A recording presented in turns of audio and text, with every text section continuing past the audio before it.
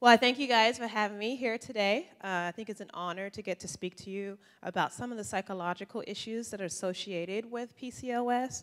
Something I'm going to share personally about myself. When Lisa called me a couple of weeks ago, she asked me, have I ever heard of PCOS? And I said, yes, I have.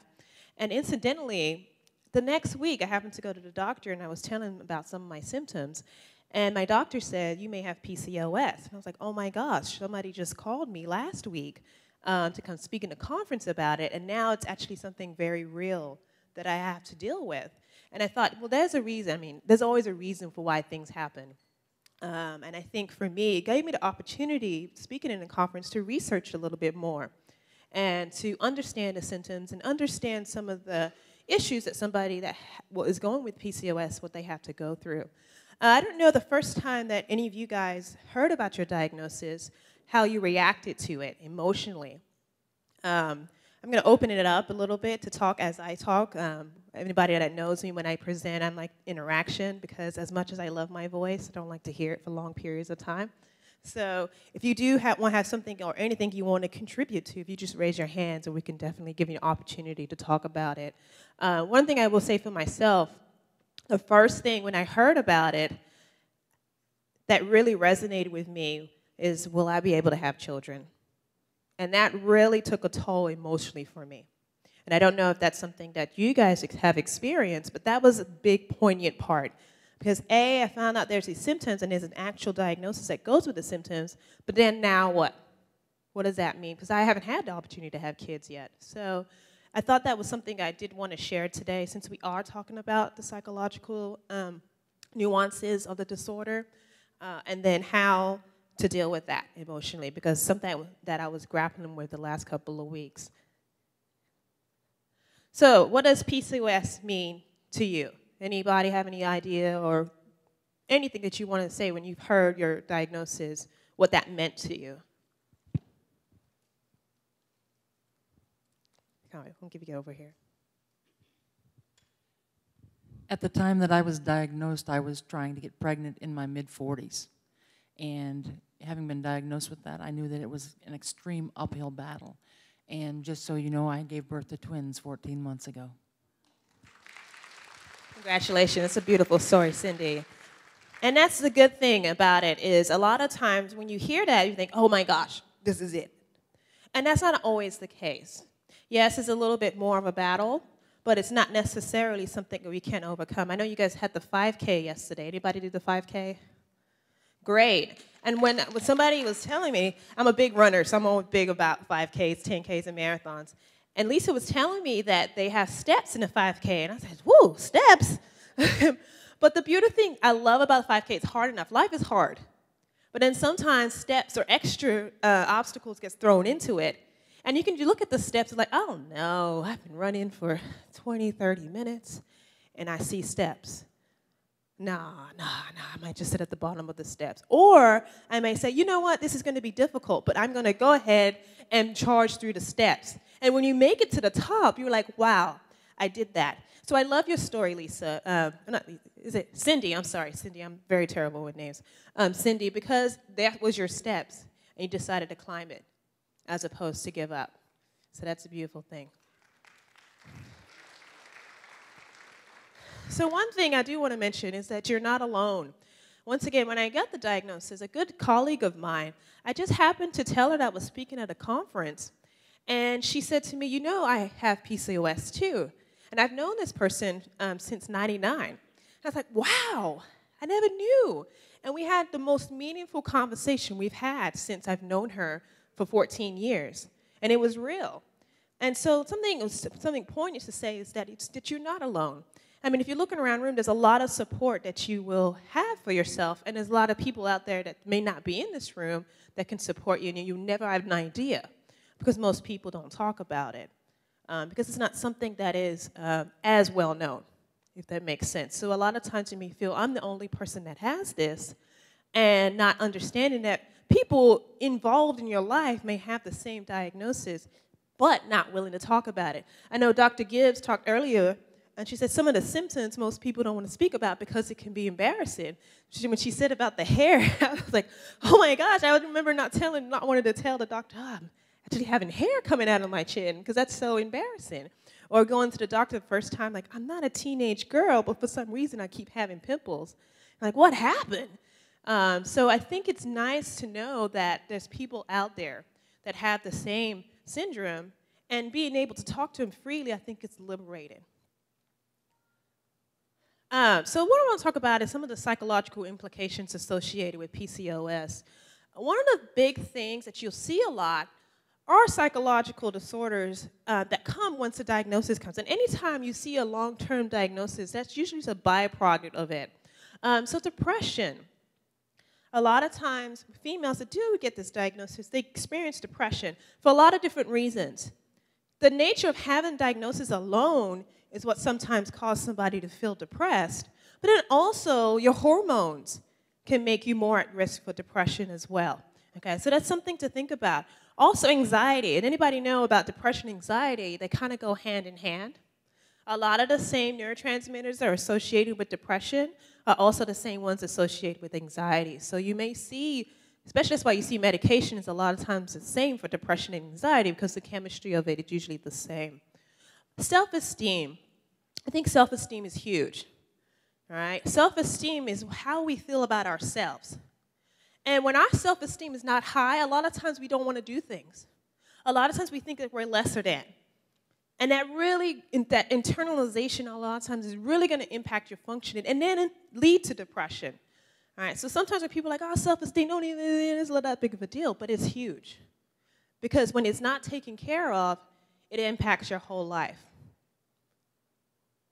So I want to talk about some of the hormonal impacts of depression and anxiety. One thing the research shows is that elevated levels of androgen, of course testosterone, is associated with anxiety and depression. So not only is it causing PCOS symptoms, it also makes you more at risk for psychological disorder.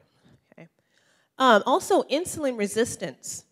Okay, so insulin resistance a lot of time is going to make you more at risk for anxiety. So a lot of times we think of insulin, we think diabetes, of course.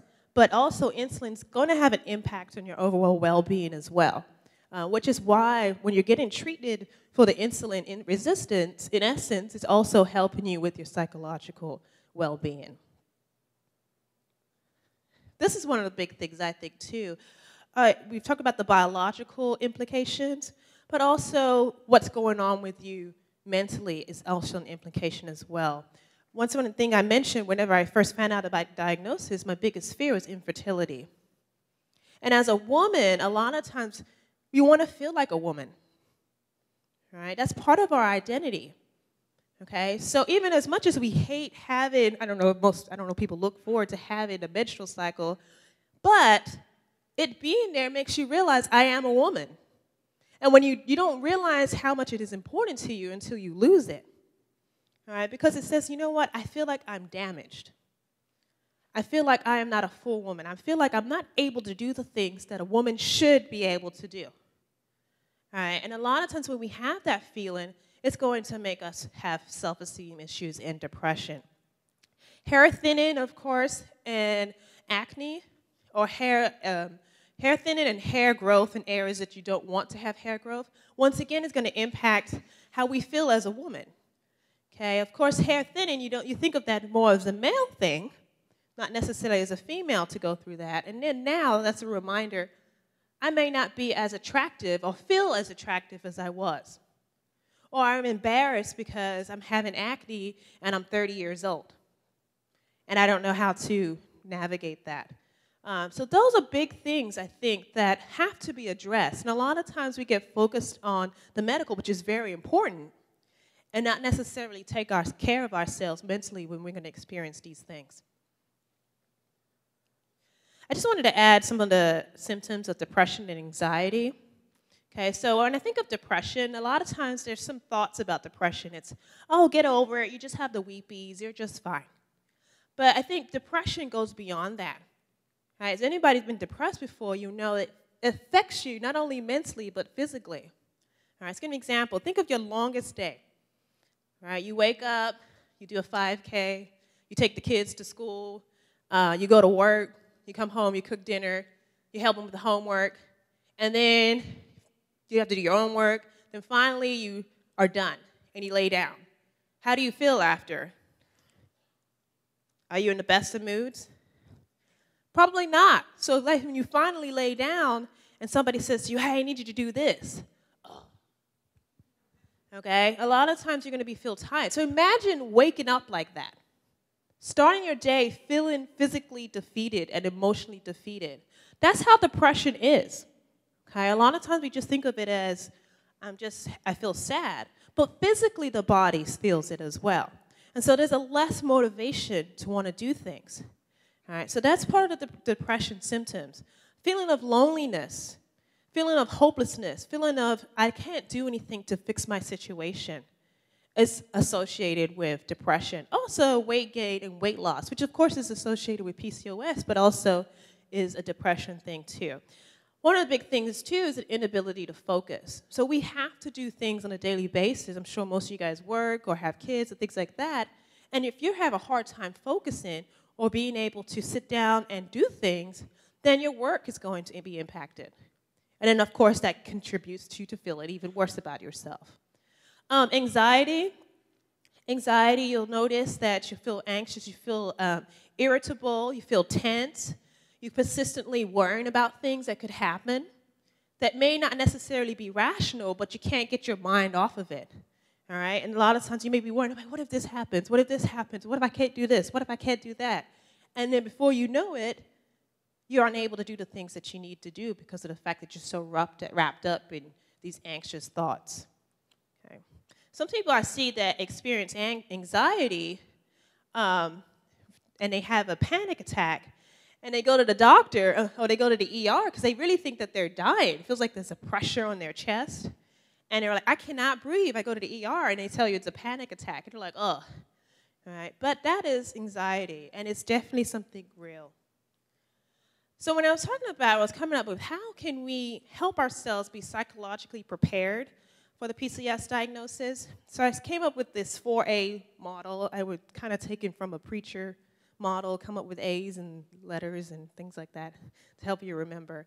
But the 4 A's, think awareness, acceptance, adjustment, and action. So these are 4 things I feel that will help you stay mentally strong as you go through this process. So the first one is awareness, and I think everybody in the room is doing this by factor of just being here. It's educating yourself about the diagnosis. The more you know, the better. The less you know, you're more likely to experience anxiety, okay? But the more you know, you're like, okay, I understand this a little better. I understand this, the medical process behind it. I understand my treatment options, okay? So it's very important to do that. Also, understanding what are your treatment options and which one will apply to you, okay? Take a firm stance in your treatment process. You know, a lot of times you're like, okay, the doctor says to do this. I'll just follow along with it, which you should, but we have access to so much information with the internet. Educate yourself about it. My dad is an MD, and he's been an MD since probably like the 70s. And he was like, man, when we were in the 70s, it was easy. Nobody questioned you because nobody knew. But then whenever the AOL in the 90s and the internet became a little bit more, it's like, wow. Sometimes my patients are just as knowledgeable as somebody that's been to medical school for 4 years. But that's a good thing, okay? Because now you have access to information, use it, all right? It's very important. I think it's also important to network with fellow PCOers. The reason why I say this is because they understand what you're going through. And when somebody is going through the same thing, it's kind of comforting when you talk with them. So the great thing is that, of course, being in this conference, you're having access to a lot of different individuals that are going through the same issues, and health care providers that also are specialized with working with women with this condition.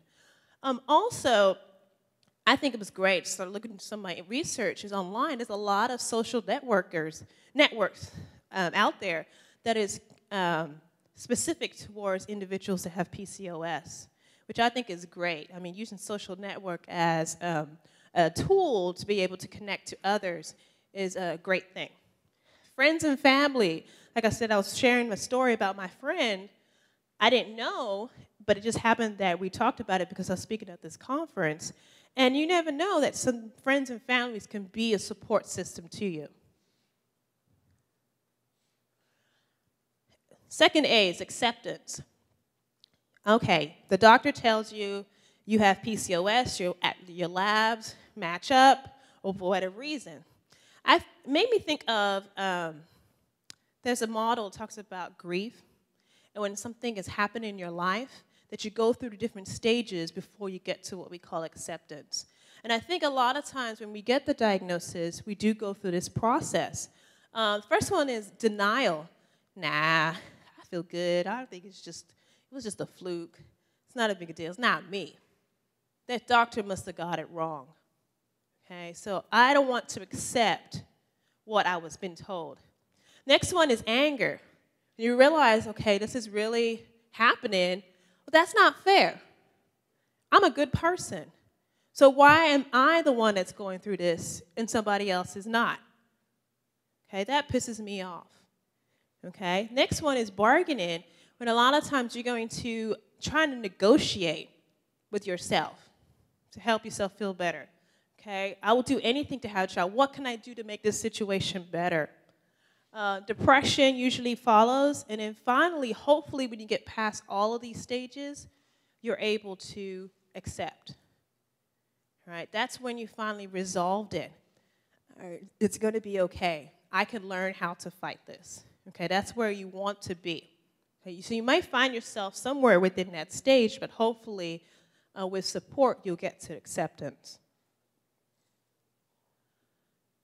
Something else I wanted to talk about is psychological adjustment. We found that patients that adjust to the diagnosis better usually have better treatment outcomes. And the reason being is because they've accepted and they want to be active when it comes to treatment, so they're more likely to follow treatment, if that makes sense. And then that's increasing the likelihood that it will bode better. I did include this questionnaire, and if you want to take a few minutes to kind of think about it for yourself, when you first heard about the diagnosis, or if it does apply to you, how does that affect you psychologically? So the first question is just kind of rated, how does PCOS affect your life? Okay, do you think it affects you severely or not at all? How much control do you feel you have over your diagnosis? Do you feel you have a lot of control or not so much? How much do you think your treatment can help with your diagnosis? Extremely helpful or not so? How much are you concerned about your diagnosis? And how do you feel you understand it? Or does your illness affect you emotionally? The reason why these are questions to help look at somebody's perception. And that can affect treatment outcome as well. So something if you ever get a chance to do is trying to see where you are and then help to get yourself in a point that you're feel like you can have a little bit more control and not necessarily allow this to take all over your life completely.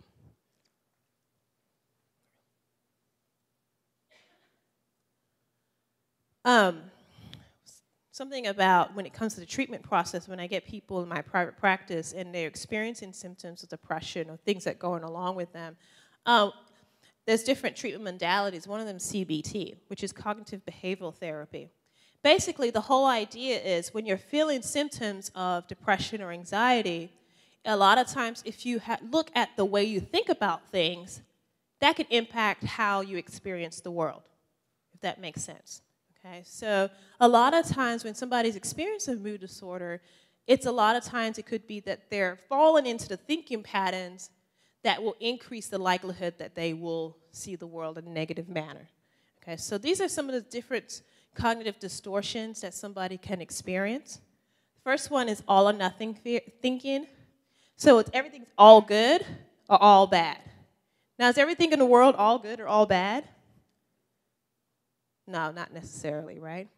All right, but a lot of times if you have all or nothing thinking, when something small goes wrong, you think that you're a total failure. Okay, when you have that feeling that you're a total failure, it doesn't work. Overgeneralizing, I will never be able to enjoy anything ever again because I have a diagnosis. That's something that works against you if you maintain that thought. or disqualifying the positive. When something good happens, you say, well, that's just a fluke. Okay, just because I had a good reading this time around, that's just a fluke. That's not necessarily saying that I'm managing my symptoms. Okay. One thing I do want to talk about should statements. Should statements is that we put something on ourselves that we should be able to do, or we must do. Okay, I should be able to have kids. I should be able to maintain my weight, or I must do that.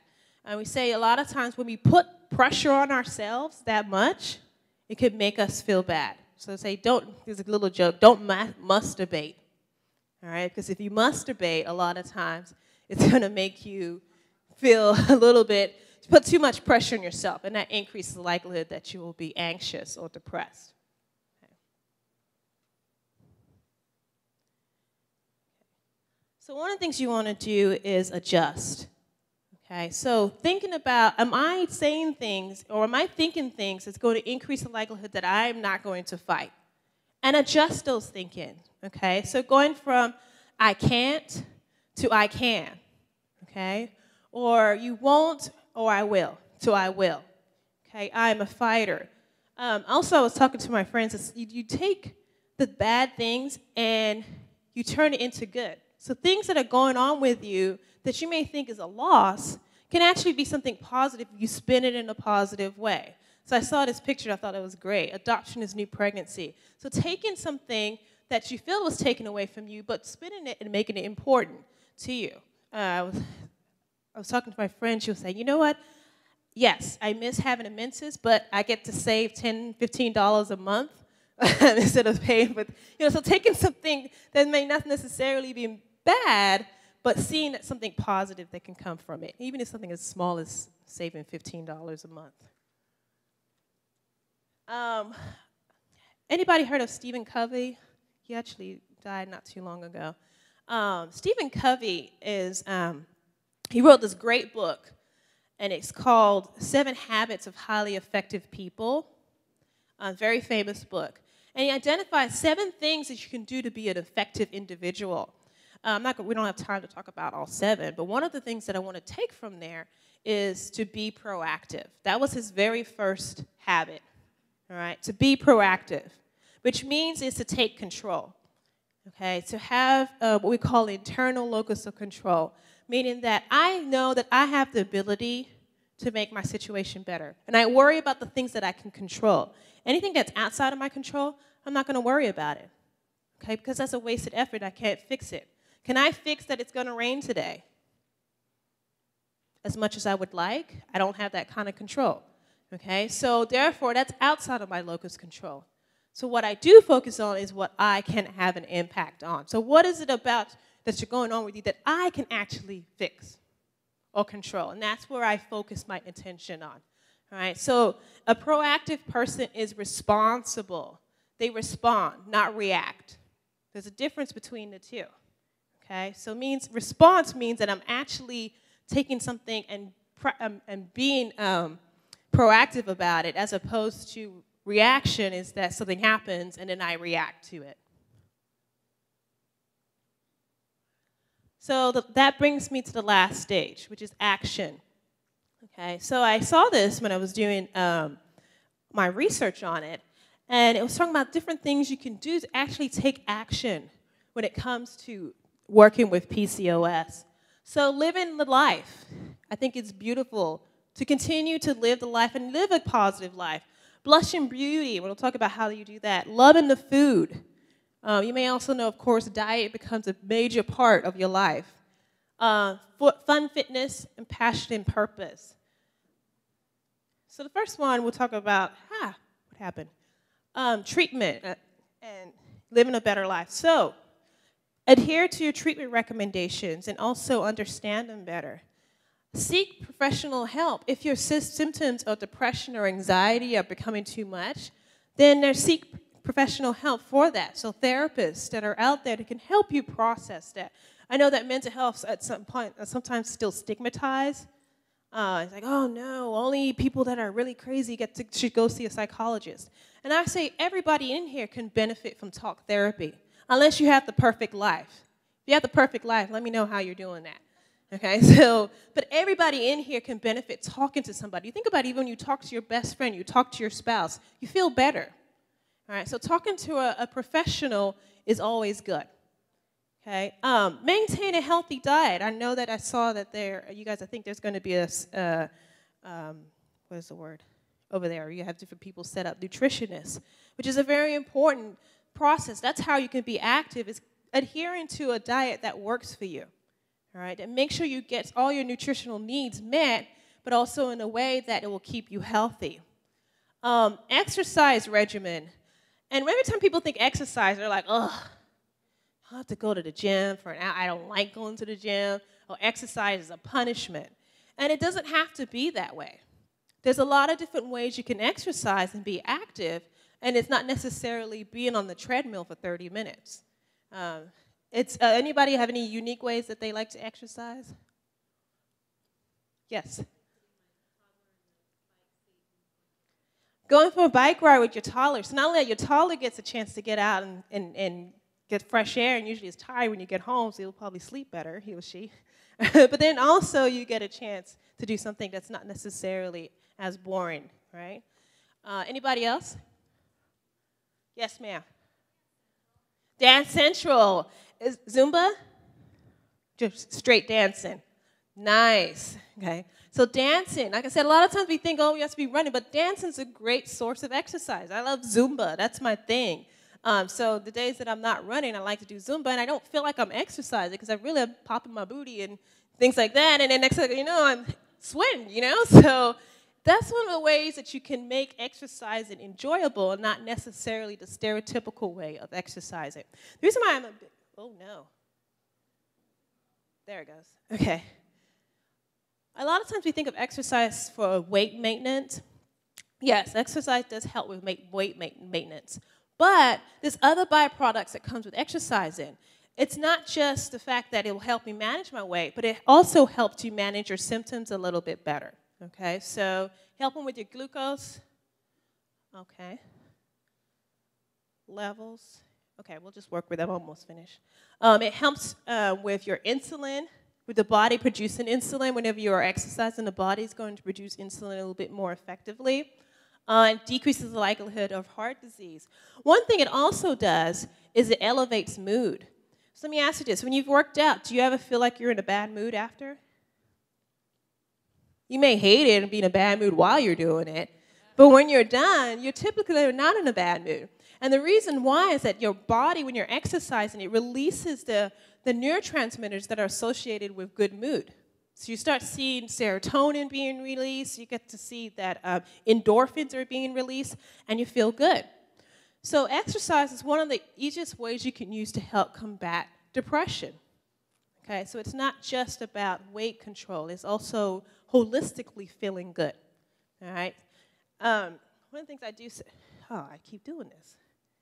I think it's also important is set a goal for yourself to help highlight your fight with PCOS. Okay, so 5 more minutes? Okay. So do something that helps highlight, you know what, I am going to manage and beat this thing, and this is going to be my commemoration of that. So it may be that running a 5K, I know a lot of you guys did that yesterday. That can be your physical representation of your fight with PCOS. Starting a blog. I was reading a couple of blogs, and they were great. Other women, got to read about them, and it was that person's way of showing, I am fighting PCOS this way. I'm going to show my voice this way, and that's going to help me manage it a little bit better. Or volunteer your time at an awareness event. Anything else that can help you say, you know what, this is a tangible way that I'm going to fight, right, and show that I'm going to take control of my symptoms. Okay. Anybody have any other ideas that they would do? Got to think about it for a second. Okay. Also, reward yourself. I think if you're making strides in your treatment, reward yourself some for that. Like maybe at the end of the year, I can get to go to Vegas if I'm able to do these things. Something so that you have something to look forward to, all right, to commemorate the fact that I am actively fighting to help control or manage my diagnosis. One thing that Stephen Covey, he added an eighth habit that a lot of us may not be aware of, but I thought was really poignant in this situation, will be find your voice and inspires others to find theirs. So find your voice and how you can use that to motivate others.